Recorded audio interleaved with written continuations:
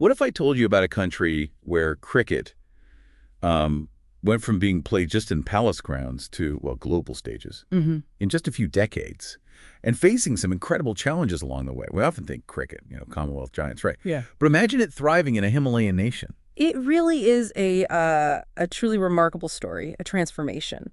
Our source material for this deep dive, it really lays out the history, the timeline of Nepal cricket. And it shows how it went from this sport for the privileged few to a genuine national obsession with some pretty significant international achievements too. Right. And what's fascinating, I think, is how that initial isolation, maybe paradoxically, kind of fueled its later popularity. So our mission today is to really dig into Nepal's incredible cricket journey. We'll unpack how a sport brought in by the aristocracy blossomed into this force on the world stage. We'll look at the key moments, the really pivotal players, and those unexpected hurdles that shaped its path. You'll discover not just what happened, but really why it matters for the bigger story of global sports.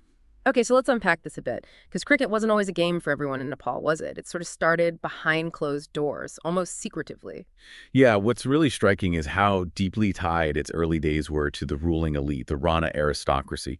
They learned it in British India during their education. So unlike many places where it, trickled down from schools, in Nepal it began as this really exclusive pastime, confined to palace compounds like Singavabar, completely inaccessible to the general public. It laid a very unique, almost insular foundation for the sport. So that political shift then, the end of the Rana regime in 1951, that must have been absolutely huge. Yeah. Did that moment really open the floodgate, so to speak, moving it out of the palaces? Oh, absolutely. It was pivotal. Suddenly, things like education, public engagement, they weren't just allowed, they were encouraged. So cricket moved out of being this private thing. It started being taught in schools, shared among students in public.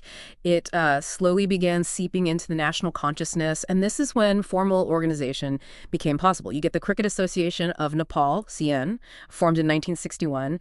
And then by 1970, Nepal joined the Asian Cricket Council, the ACC. That's vital for regional international play. Right, right. And this is where it gets really interesting, I think. We've gone from this internal development to actually looking outwards, seeking international recognition. So 1988, Nepal becomes an affiliate member of the ICC, the International Cricket Council. That's the big global body, gives them official standing. Then, 1996, their first ever international tournament to the ACC trophy in Malaysia. And then, 1998, they get their first win in an ICC-recognized match, beating Bangladesh U19. That first win, that must have felt massive back home for morale, visibility. Oh, definitely. That win, especially against a team like Bangladesh, it signaled a real shift. And if you connect this to the bigger picture, youth team success is often the clear sign of a sport's future in a country. And throughout the 2000s, Nepal's U19 team really emerged. They were consistently reaching the Super League stages in U19 World Cups between 2000 and 2008.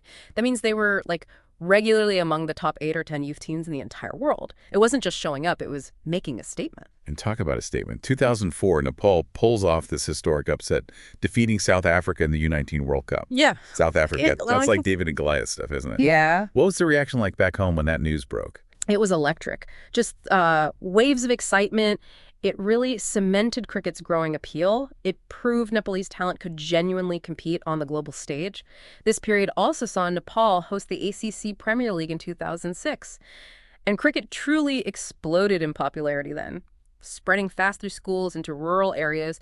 This U19 success, it wasn't just a nice story. It was strategically brilliant, proving they could nurture talent, building that vital pipeline for growth. It's kind of a blueprint, really, for any emerging sport. It really sounds like an unstoppable rise. Yeah. But then, just as the senior national team is making waves, under Coach Pududas Nayake, they qualify for their first major ICC event, the 2014 World T20 in Bangladesh. They even get temporary T20 international status after wins against Afghanistan and Hong Kong in the group stage. Yeah. Good wins. Huge. And then, boom, a major administrative hurdle hits. 2015, the ICC suspends CAN, the Cricket Association of Nepal, because of government interference. Let's talk about a roller coaster. What does that tell us about the off-field challenges, even when things are going great on the pitch? Well, that period of ICC suspension, it wasn't just a hurdle. It was like a crucible. It really forged incredible resilience. What's truly remarkable, I think, is that even though CAN was suspended, Nepal kept playing. Under the ICC's direct supervision, the players' sheer determination, it just shone through. And then in 2018, they played in the ICC World Cricket League Division 2. This was high stakes, basically a tournament where finishing near the top meant getting into the World Cup qualifier. And they finished second, qualified for that next stage. Wow. So the momentum just kept going despite the chaos behind the scenes. Absolutely. And then came March 15th, 2018, a really significant milestone. Nepal was granted one-day international ODI status by the ICC. They beat Papua New Guinea to secure it. This was huge. It meant they were officially recognized to play the longer 50-over format, a massive step up in status, funding, global recognition. The players just kept performing, didn't they? Ultimately achieving this major status upgrade despite all the off-field trouble. Incredible resilience. And that momentum carried into the ODI era and eventually administrative reform too, right? In 2019, Nepal won their first ever ODI series, 2-1 against the UAE. Yep. And the good news kept rolling in. CAN was finally reinstated in 2020 after 4 years of suspension. We also saw this explosion kind of in youth cricket and the start of professional franchise leagues like the Everest Premier League, the EPL, and the Pokhara Premier League kicking off around 2021. Building that domestic structure. Exactly. And Nepal had strong showings in the ICC CWC League 2 matches in 2022, boosting their World Cup qualification chances quite a bit. So, okay, after tracking this whole incredible journey, what's the big takeaway here? It seems clear Nepal isn't just participating anymore. They're genuinely competing with cricket's big names. And they're building the infrastructure, the stadiums, to actually sustain it. I mean, 2023, qualifying for the Asia Cup, playing against India and Pakistan for the first time. That's quite a statement. Absolutely. A massive stage. We've seen star bowler Sandeep Lamichhane setting multiple records during this time. And there's ongoing work on stadiums, like Mulpani, upgrades to the main TU ground. And then, to top it all off, they qualified for the 2024 ICC T20 World Cup, co-hosted in the USA and West Indies. Plus, continued strong showings in other ACC events. It feels like they've truly arrived. It really does, and it raises that important question. How much is down to individual brilliance versus systemic development? And it seems like it's a powerful blend of both in Nepal's case. When you look at key contributors, you have individuals like Khadka, captain from 2009 to 2019, a real visionary leader who modernized things.